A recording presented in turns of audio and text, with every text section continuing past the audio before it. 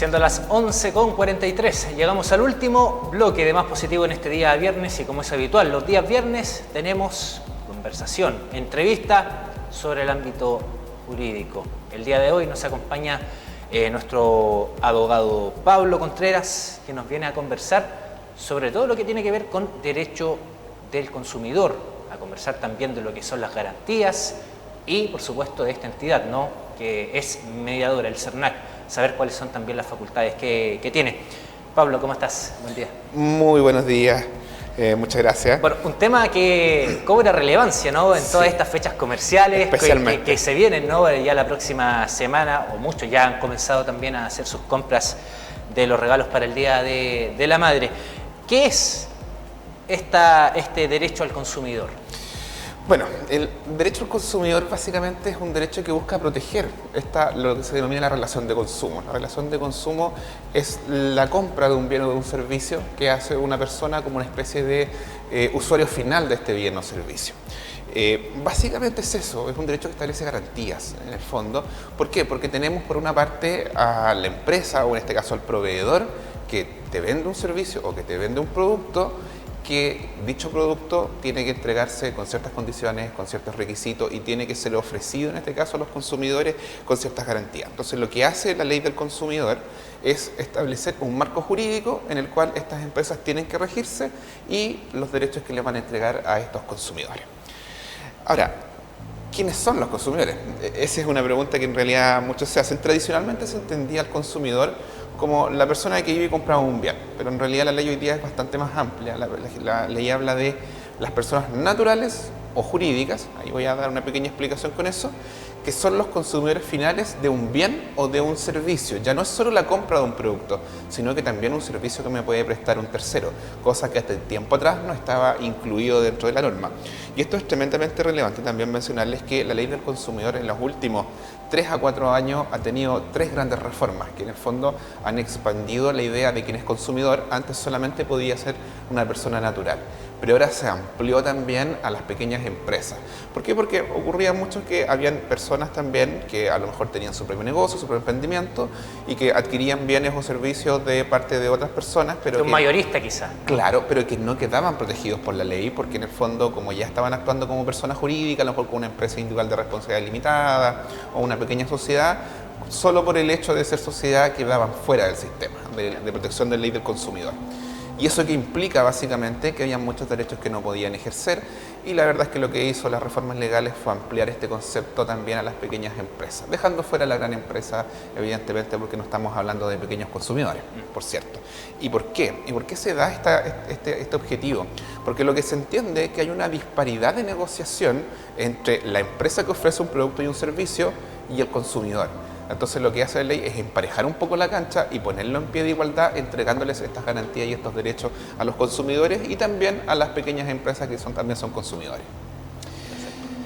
Ahora bien, yo creo que la gran pregunta es ¿y cuáles son los derechos que me entrega la ley del consumidor? La verdad es que son varios. Tradicionalmente la gente lo suele entender como 2 grandes derechos, que es la garantía legal, que ya vamos a ver lo que significa, el derecho de retracto, y la mayoría de la gente lo circunscribe a eso. Pero la verdad es que son muchos más: el derecho de que los precios sean publicados en las tiendas, que esos precios no puedan variar una vez que yo ejerzo mi derecho de compra y supongamos que dice 10 pesos y yo voy y me dicen no, cuesta 15, es decir, la obligatoriedad de que los precios tienen que estar publicados, que los precios en oferta deben ser realmente en oferta. ¿Qué significa eso? Que no es una oferta de decir que si costaba 10.990 ahora cuesta 10.998, no es una oferta, que no tiene que ser redactada la publicidad en términos engañosos.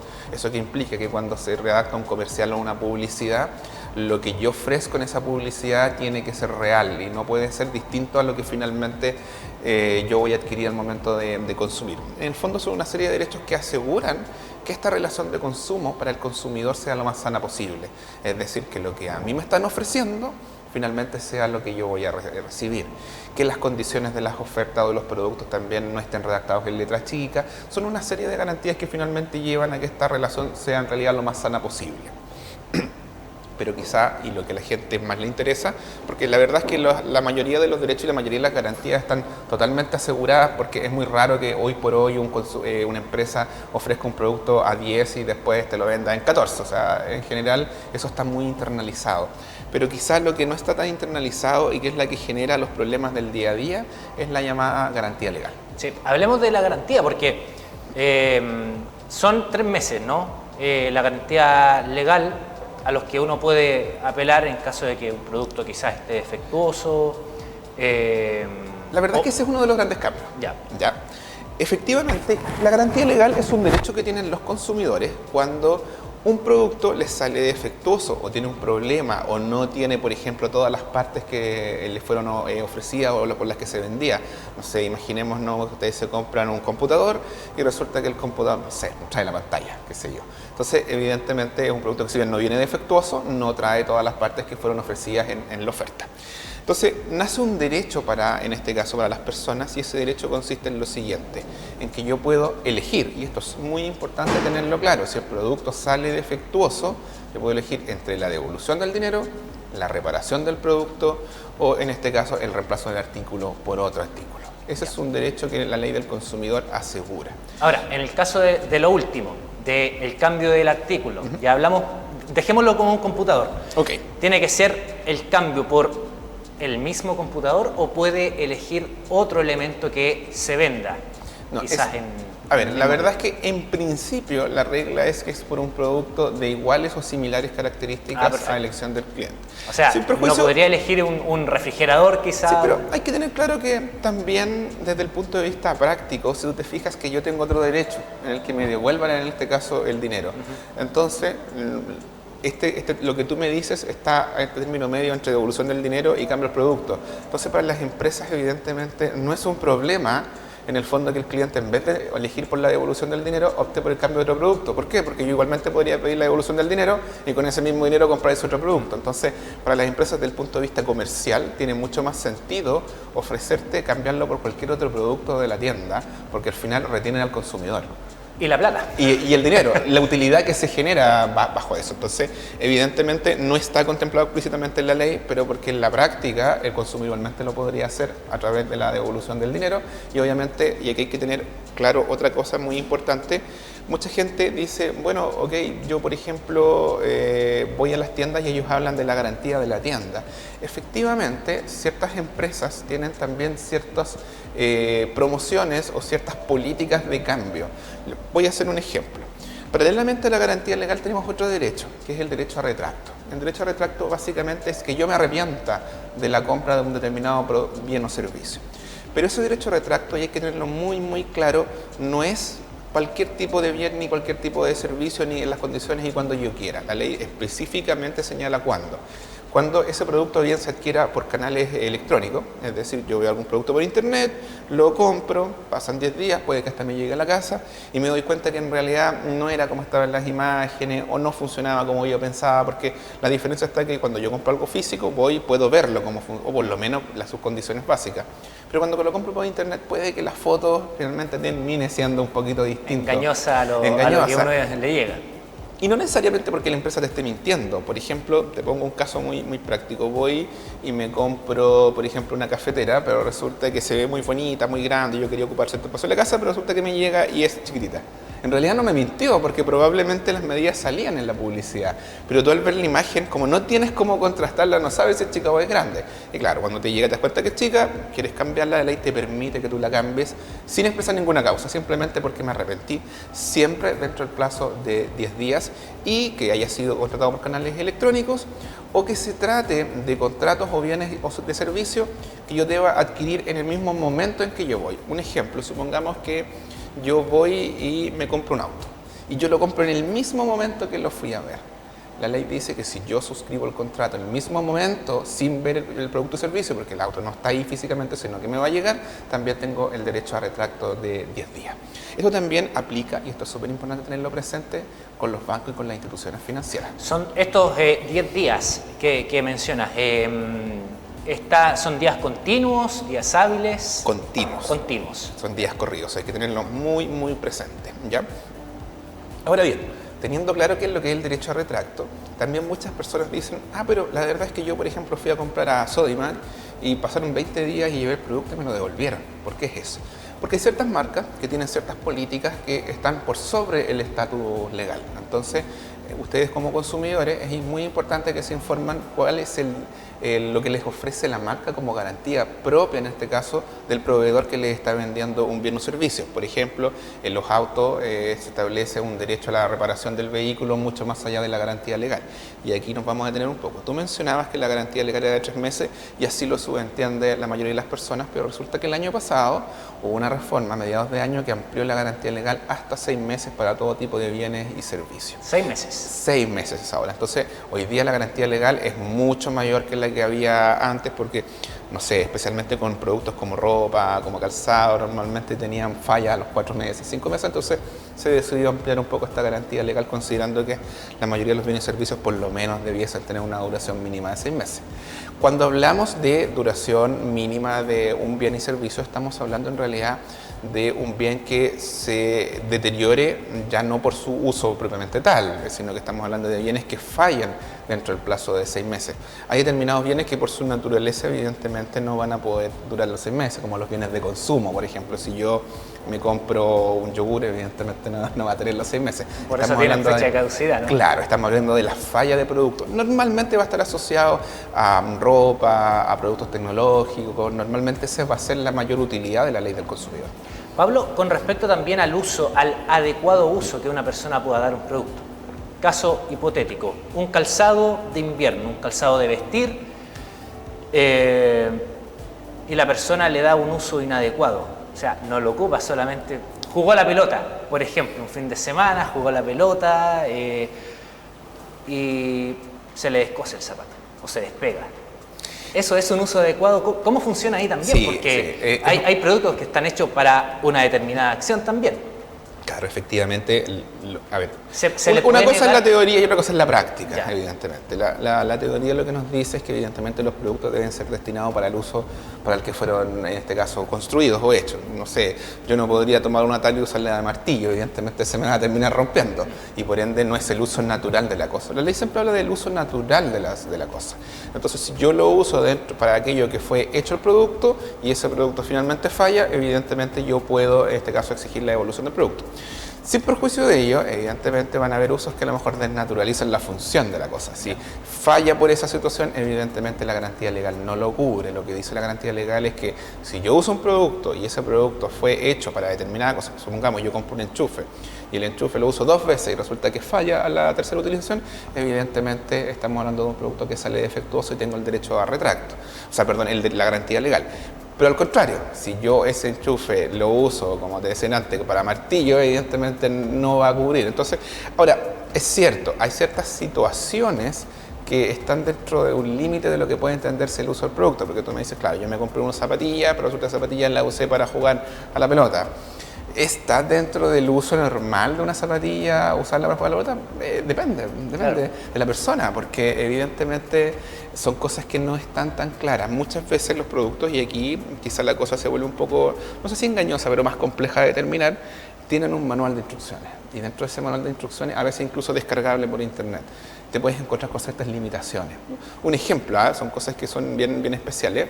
Si tú compras un iPhone, ese iPhone te va a decir que es resistente al agua, de hecho lo publicitan como resistente al agua, pero cuando tú lees el manual de instrucciones dice que no se recomienda el uso en superficie bajo el agua. Entonces, ¿cuál es el objetivo? Lo que te está diciendo el proveedor es que puede tener ciertas características, pero bajo determinadas situaciones no te va a responder la garantía. Claro. Podemos cuestionar ciertas formas en que está presentada la publicidad. Por ejemplo, cuando Apple te presenta un producto como un teléfono y lo muestra que es sumergible y tú lo compras por eso, claro, podríamos hablar de publicidad engañosa, pero evidentemente, de hecho en Estados Unidos han habido demandas por ese tema por los consumidores. Pablo, avanzando con esta entrevista, hablamos de lo que era el derecho a retracto, la garantía legal, que ya lo sabemos que tras la reforma ahora son 6 meses y no 3, y también lo que tiene que ver la devolución del dinero, también reparación y también su reemplazo, ¿no? Vamos ahora también a conversar un poco de lo que es el CERNAC, ¿no? Esta entidad que es el Servicio Nacional del Consumidor.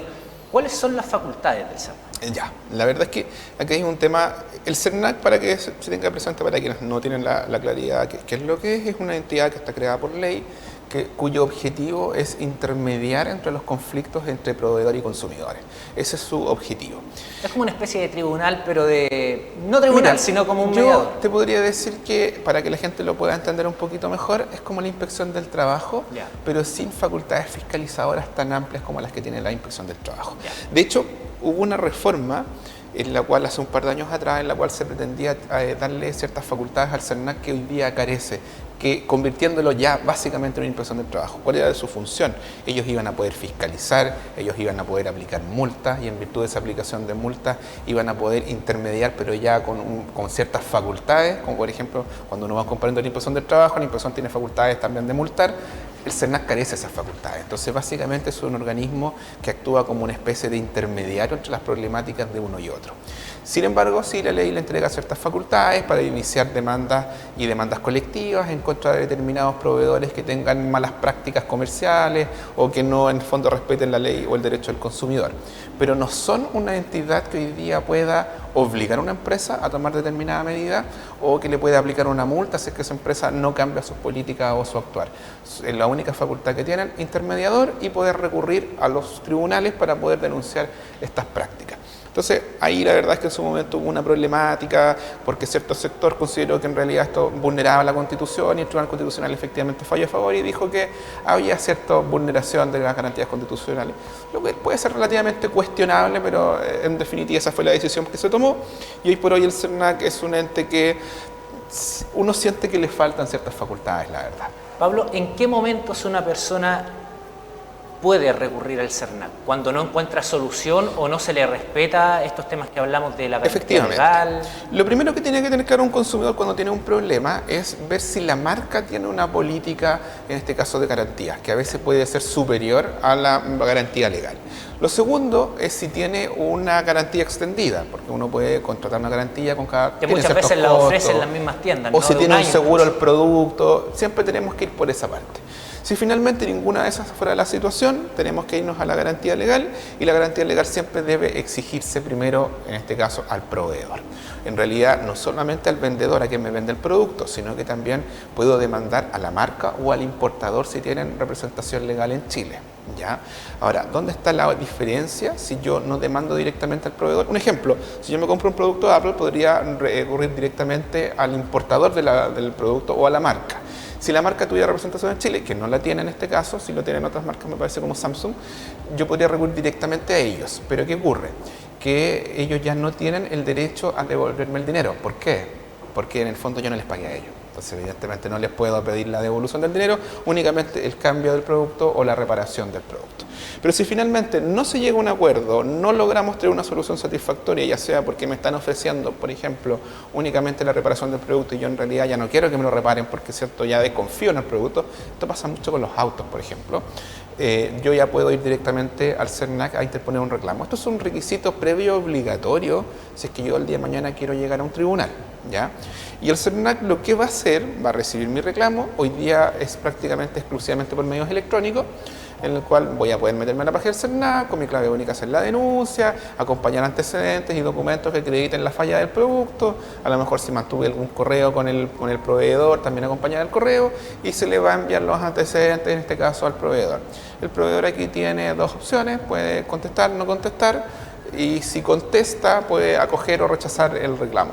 La verdad es que, dado que el CERNAC no tiene facultades sancionatorias, muchas veces ocurre también que este proceso se da por frustrado porque el proveedor contesta más o menos lo mismo que yo ya había cedido de respuesta de ello, y allí la causa queda, la situación queda en estado de que el consumidor pueda recurrir, en este caso, directamente a los tribunales de justicia. ¿Ante quién? Ahí viene la pregunta, y aquí hay algo que la ley también favorece un poco a los consumidores, ante el juzgado de policía local. Y esto genera un beneficio tremendo porque se puede recurrir directamente al juzgado de policía local de la comuna del consumidor.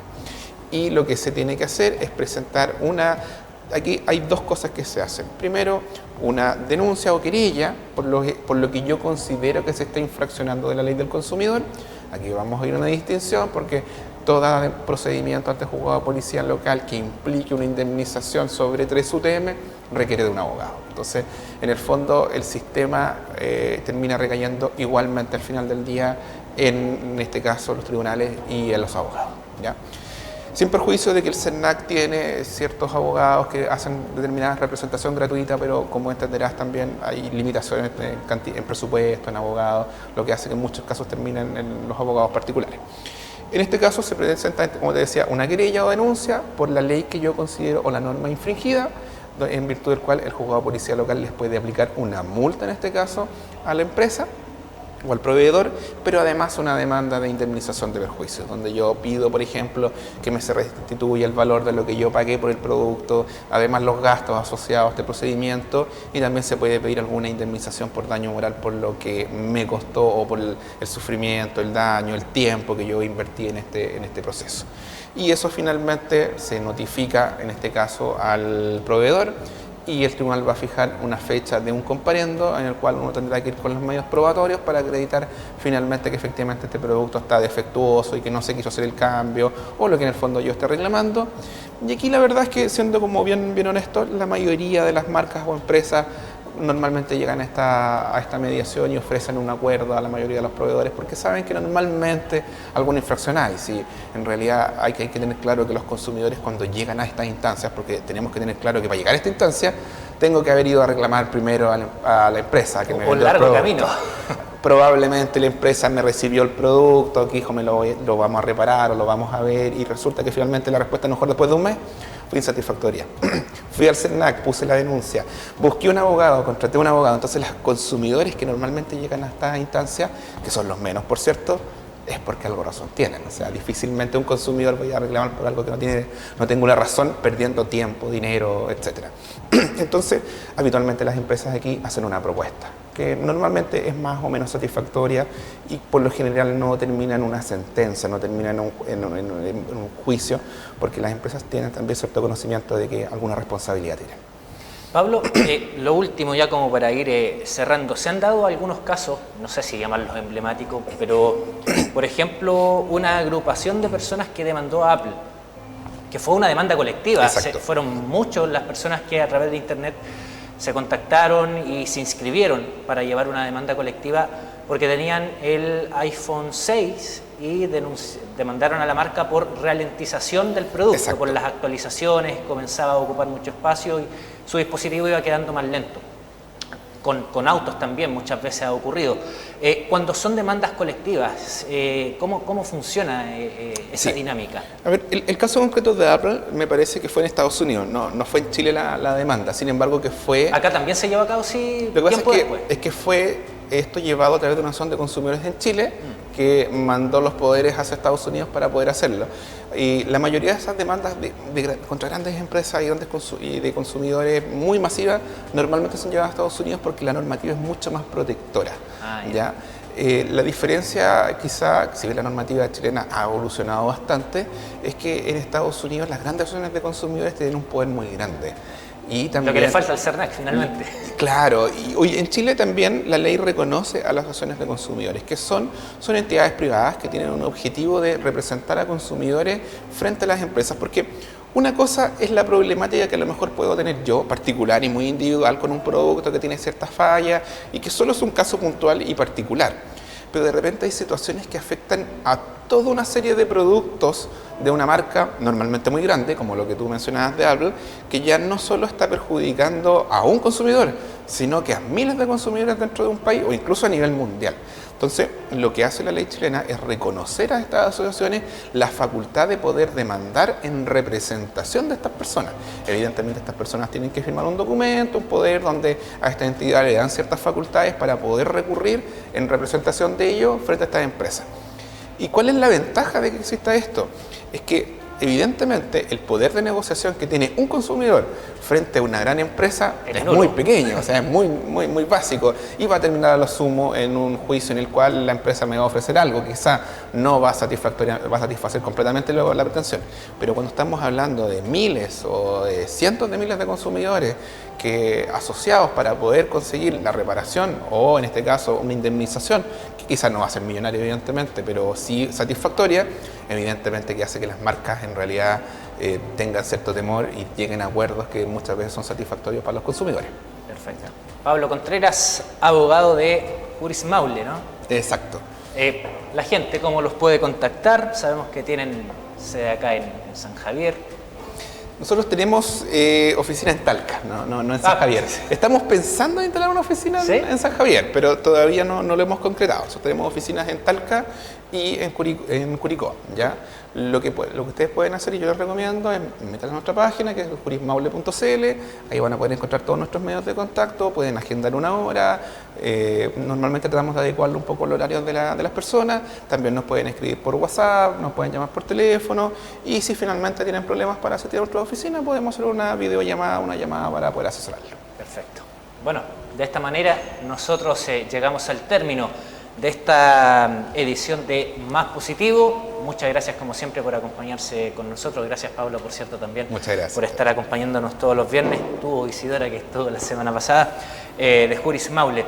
Nosotros los dejamos invitados a seguir en sintonía de Canal 30. A las 14 horas tenemos las noticias y por supuesto los dejamos invitados para que el domingo nos acompañe desde las 8 de la mañana en la cobertura de las elecciones de consejeros constitucionales. Será hasta entonces. Chao, chao.